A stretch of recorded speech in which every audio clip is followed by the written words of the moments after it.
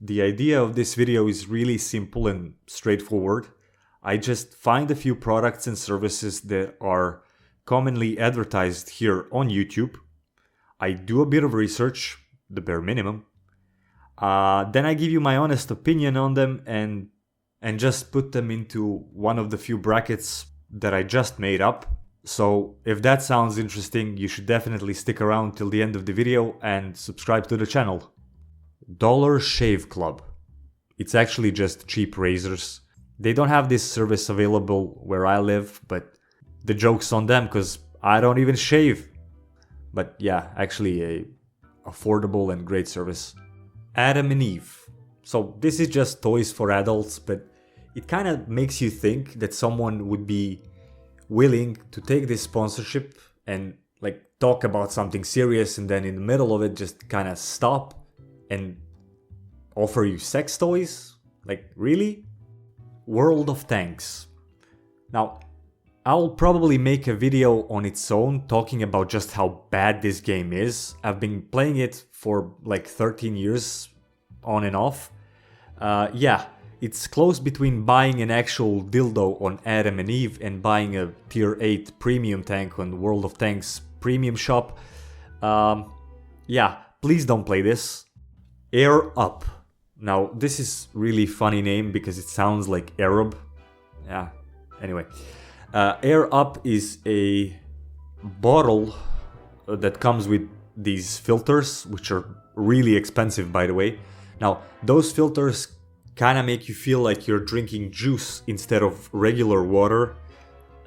In all actuality, I don't know who this is for. Maybe if you're loaded with money and you have a dog, not for you, but maybe for the dog, I don't know. So these next few ones can actually be grouped together, so we are gonna judge them as one. HelloFresh, Blue Apron, and Factor Meals. Now, these are what they call meal kits, or as I like to call them, the most useless shit ever. So if you have the money, you're gonna go to a restaurant or order food to come in. And if you don't have the money, you're gonna go to the grocery shop, actually look for a recipe online and make it yourself.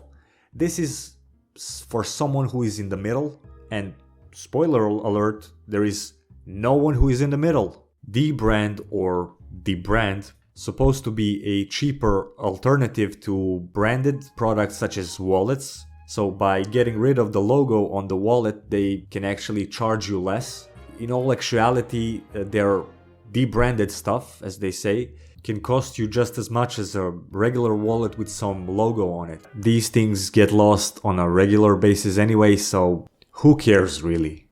Shopify, Wix, Squarespace, these are all do-it-yourself website builders. Shopify goes a tier down because of just how persistently annoying their ads are. If you have a running business, you really need to pay a professional to make you a website. But yeah, these are temporary solutions at best.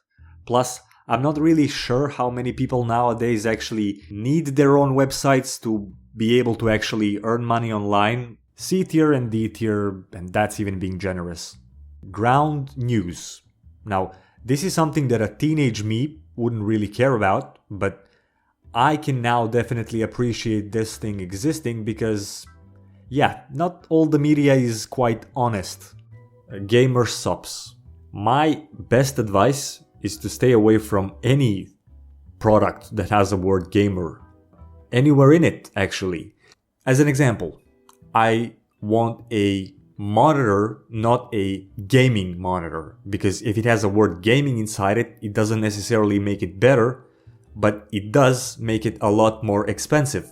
Scentbird is the only one I was conflicted about because it's a perfume subscription service. Now, it makes sense to me now why that would be a thing, because you would want to try as many different ones as you can for as cheaply as you can, and then decide on what your daily perfume is going to be. You can make a lot of arguments for and against this subscription service model, but at the end of the day, it's a solid B tier.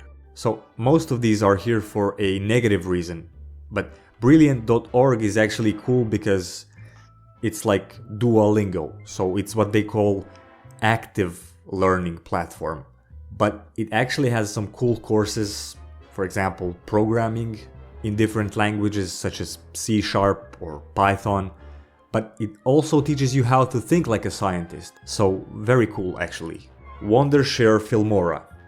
This is the one that I actually use to make these videos, so if you like them or hate them, you have Filmora to thank for that. So beginner friendly, yeah, a great service. They haven't really paid me to say much more than that. Epidemic Sound. So if you're hearing any kind of a background music to this video, it came from the Epidemic Sound website. It's really easy to use, so you can find any track that you need. They're really nicely organized, and the best of all, it is not expensive. So yeah, A tier. Thanks for watching the whole video. I know I'm not the easiest person to listen to. Check out some of the other videos that I've made and please consider subscribing.